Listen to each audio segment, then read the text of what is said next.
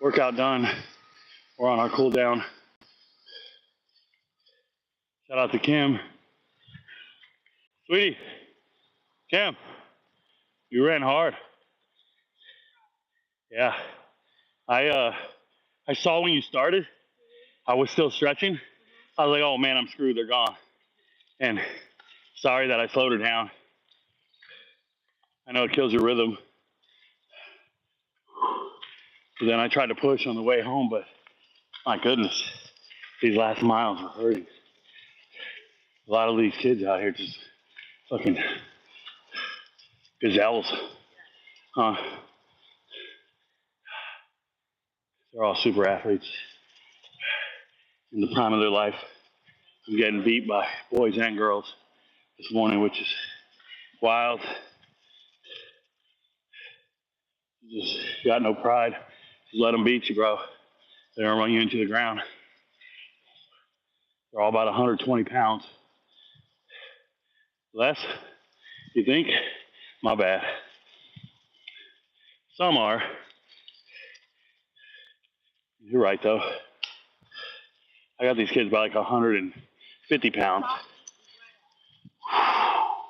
It's hard to move all this, but it is what it is. I'm pushing myself. Good morning, y'all. UFC tomorrow. Is today Friday, babe? Today Friday? Okay, today is Friday. Apologize, I don't know the day of the week. I typically, every day is a weekend to me. I worked pretty late last night, finished all my UFC picks. If you didn't watch them, get to Patreon, get to YouTube, become a member. You'll see all the picks. You'll know who's going to win this weekend, and you'll win a ton of money. Shout out to all the MVPs. We're not tricking you guys. There's over 4,000 members on the YouTube and the Patreon. I'm not talking about subscribers. I'm not talking about followers. I'm talking about paid memberships. 4,000 people have signed up in the last year, and they're not losing money. If they were, they wouldn't be paying. So just something to think about. Trying to help you guys win. Good job, everybody. Yeah, there's just packs of these kids that are just in phenomenal shape. Good morning. They're just cross-country training, and they're beasts. That's them right there, just passing everybody. They just glide out here, bro. Packs. They be having full-blown conversations while running, kind of like we did back in the Army. If you ran with a guy in the morning and he talked the whole time, you know what I'm talking about. You were trying to breathe and he was just telling you his story. It's tough, but I'm out here breathing hard enough for everybody. Morning.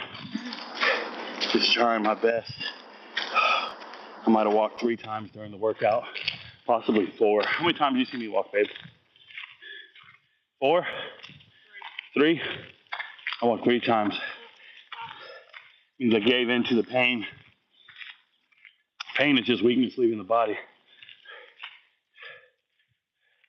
Good job, don't quit. Don't quit, don't quit. I'm telling them don't quit, but we're walking back because our workout's over. We got to cool down. They still got a couple more miles. Whew, my lower back is killing me. You guys don't know I have lower back pain. It's from all these Bataan Death Marches. If you guys don't know what the Bataan Death March is, you can Google it. I'll give you guys a quick history lesson on the Bataan Death March. The people who survived it are also known as the bastards of the baton. And that's because, you know how when you're a bastard, it means you don't know your parents or your father or whatever, right? Okay, so the bastards of the baton were this group of soldiers. It was like I want to say a brigade-size element. I want to say either Patton or MacArthur was their general. And this was during World War II in the Philippines. They wanted to surrender. They had been on 1/3 rations for the last 3 months. I have no idea who's playing in hockey. I don't know the first thing about hockey. But back to the bastards of Bataan. They wanted to surrender because they were surrounded.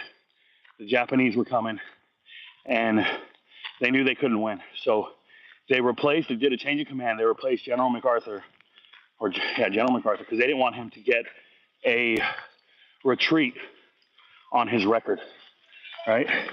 So they replaced him with a different general, and they had that general then surrender after he took over. So he surrenders, and they gave all the soldiers two options. They said, you can go to the arms room, grab your weapon, get as much ammunition as you can hold, and go do guerrilla warfare. You can go into the jungle, and you can do guerrilla warfare till you die. Or you can surrender, and we're going to be turned over to the Japanese and go to Japanese prison camps. So they were already weakened. They were on a third rations. They had been eating one MRE a day for like 3 months, and they surrendered. And the amount of soldiers that surrendered is still not public, but they want to say it was like a total of an insane amount of soldiers. Majority of them were Filipinos, but Philippine soldiers. But there was like, I'd say 20,000 American soldiers. You can Google all the numbers. So what happens is they surrender to the Japanese, and the Japanese take them on something called a death march. See, the Japanese had to transport all these prisoners of war, and they had to get them to a ship, or 2 ships, plural. They had to get them to the bay, to the dock. And it was 63 miles away. So they started walking barefoot, like a ruck march. If you've ever been in the Army, we do ruck marches with a backpack on our back, a ruck on our back. Well, they were just marching barefoot with whatever they could carry. And if you fell out of the march, meaning if you quit at any point, you were killed. So you're walking, if you get tired, you were killed. And the amount of people that were killed is an insane amount, an absurd amount. The problem is the United States didn't want this march and this surrender to be public news because they didn't want Americans to panic. They didn't want to lose support of the war. So they didn't tell anyone. This was never reported in the news, and they didn't tell surrounding units that could go and help them. So that's why they're called the Bastards of the Bataan. No daddy, no mama, no Uncle Sam, is because America forgot about them and pretended like it never happened. So all these guys go into prison camps, and for 4 years, they're in prison camps. And they're being transported from one prison camp to another, and nobody knows they're there. This is the craziest thing. Nobody's trying to rescue them. Nobody's even talking about it. And these guys are valued prisoners. If you were over 100 pounds, you were considered healthy enough for, what's up, baby? Leave that. Caterpillar? Yeah. She almost stepped on. If you're over 100 pounds, you're considered healthy enough for physical labor. If you were under 100 pounds, you just laid in a bunk. And we learned this. They actually had cameras. The prisoners, they snuck in cameras with their belongings into the prison camp, and they took pictures. There's actual pictures that exist of these guys. And when I was the Soldier of the Year in 2004, I got to have dinner with 13 remaining survivors of the Bataan Death March. So I actually got to hear the stories from their mouth, from them at a dinner at Wismar, White Sands, New Mexico missile range. So, yeah, every year we do a march, a Bataan Death March. It's a memorial march in their remembrance and homage to them in White Sands, New Mexico. But we do it, it's 26 miles. It's a marathon. The last 7 miles are in like sand dunes. I'd say the first 18 miles are just your status quo ruck march. Usually you do it with 35 pounds on your back. People show up with teams and they practice and they train. The real guys didn't have any weight on their back and they didn't train and practice for anything. And obviously it was 3 times longer, and it was, the consequences were dire and grave. So the reason I bring this up is when I was a young soldier, I knew I was going to dinner with them. And out of respect for them, I was going to do the Bataan Death March with about 4 of my teammates, if you will. So we trained up for this thing. We went out there and we crushed it. I think we finished 3rd as a team. And of the 5 of us who did it, One of the guys already passed away, one of my teammates, but 4 of us are still alive today. And I'm sure they think back very fondly of it, but I remember thinking, I'm a fraud. And the reason is, after I had dinner with those survivors, I mean, I was in the best shape of my life, or so I thought. I got in better shape as I got older, but at that moment, I was in really good shape. And I trained for this event. After hearing these old men didn't train for the event, and it was 3 times longer, I did it 4 years in a row after that. And I did it by myself without teammates. And I refused to train for the event. I would just show up, put a ruck on my back, and go. And it takes about 8 hours if you're just grinding through it. You're not running, you're just walking. Sorry about that. It takes about 8 hours. So what I was going to say is I pushed myself every time I went out there and did it. And I was more and more proud. But every year we went back out there, less and less survivors were there. And I don't think there's any survivors left today. The greatest story, and I've told it several times, the greatest story I remember from one of those survivors is a gentleman named Jim. He talked about how when he became a prisoner, there was a guy, and I forgive the name, they called him Fish Face. And Fish Face took his grandfather's watch from him, as a pocket watch. He took it when they became prisoners because it was actually considered, like almost like jewelry today, like taking somebody's Rolex from them, right? So he had a pocket watch, sterling silver, and it was pretty neat. And for 4 years, Fish Face was mean to them, abused them, and he always had that watch on him, and he always stared at it, and it was his form of entertainment. And back then, there wasn't much. There wasn't magazines. There wasn't TV. It was just them all looking at each other, hanging out. So Fish Face has his watch.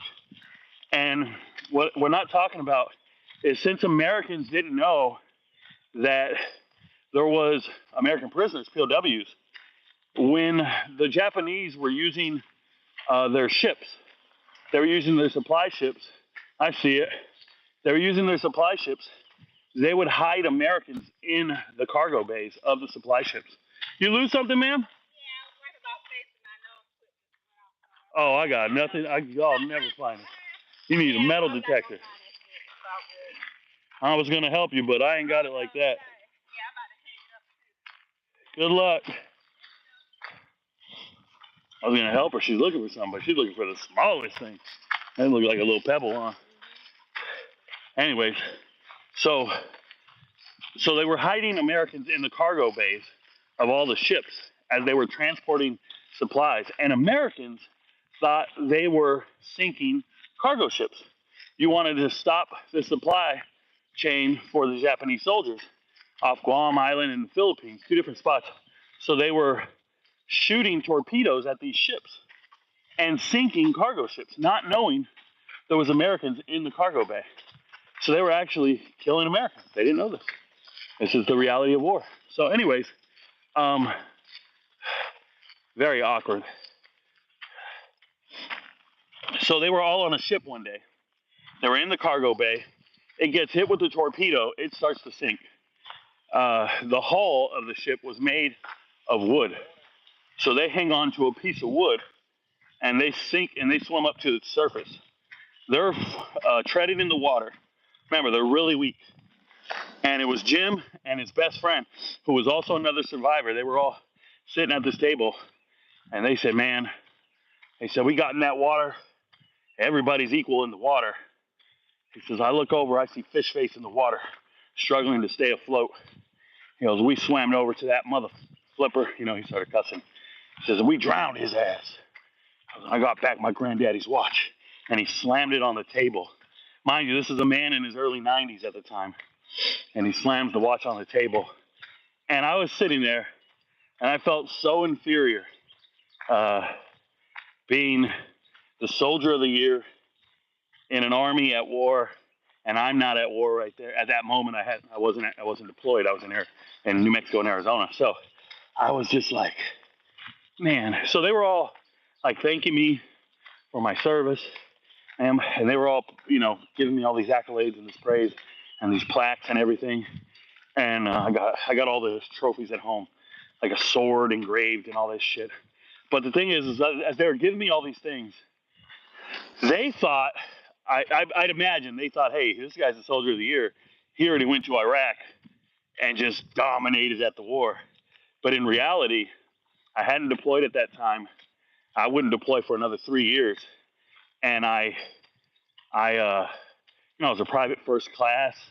I was still learning the Army. I didn't know everything. I didn't know much of anything other than the competition, right? You got to shoot, move, and communicate. I went before a board. I won. I was able to do a PT test. I was more physically fit than my peers. And then I could shoot a weapon at the range better than my peers. And I could just do a lot of things, Army tasks, right? First aid and call for fire, radio comms, whatever we were doing back then for competitions, I was doing it. And I was better than everybody. But these guys thought, man, this guy's soldier of the year. He pinned a medal on his chest. And they did. They pinned a medal on my chest. But it wasn't for valor. It wasn't for anything that I had done downrange. It was just what I had done in competition. So I felt inferior. So out of that, out of respect for them, for the next 4 years, I went out and I did the Bataan Death March by myself. No fanfare, no media, because back then, every time I moved somewhere, there was always newspapers taking pictures and doing things. And I have a big bucket at home filled with all of my accolades and everything. I don't really hang them all up. And the other day, Kim and I, she found like the Bataan Death March medals hanging. There's like, it's like a dog tag that you get. She found them in a bucket. I was like, oh, there they are. I don't really put them out on display or nothing. I'm not that guy. All my military stuff is pretty much out of sight, out of mind. I have to go out of my way to see it because it's not in my daily purview. At the new house, Kim is determined to hang up all my stuff and make it look nice in the office and all that. I mean, I've done that a time or two in my life, but when I got into my new house, just never got around to it. Never wanted to hang anything. And I'm grateful I didn't. Good morning, ma'am. I'm grateful I didn't because I would have had to paint the walls now that I'm getting ready to move. Too many holes in the walls and stuff, so that's how that goes. But yeah, I have no idea who's playing hockey tonight. When I was younger, I got exposed to so much history in regards to the military that it carried with me throughout my career. And the younger soldiers just don't quite know the history like that. And it's because when I first served, I was paired up with some older gentlemen, right? As a young soldier, they always gave me these assignments where I got paired up with like retired contractors and whatnot. And they were men who had fought in Vietnam. They were men who had served a 20, 30-year career. So they had a lot of wisdom and a lot of experience to share with me. And at that time, I was a sponge. I was receptive to everything they were saying. Just like I am with football, right? You guys know how I memorize every player and statistic and depth chart and all this. Well, when I start thinking about certain aspects of the military in that regard, I was a sponge. Once I retired, though, I've kind of shut it off. And I haven't really shared my wisdom with anybody because I don't necessarily go to work every day and talk and teach all the young soldiers about the history of the military. And then, with the passage of time, some of that stuff fades away. But shout out to the internet.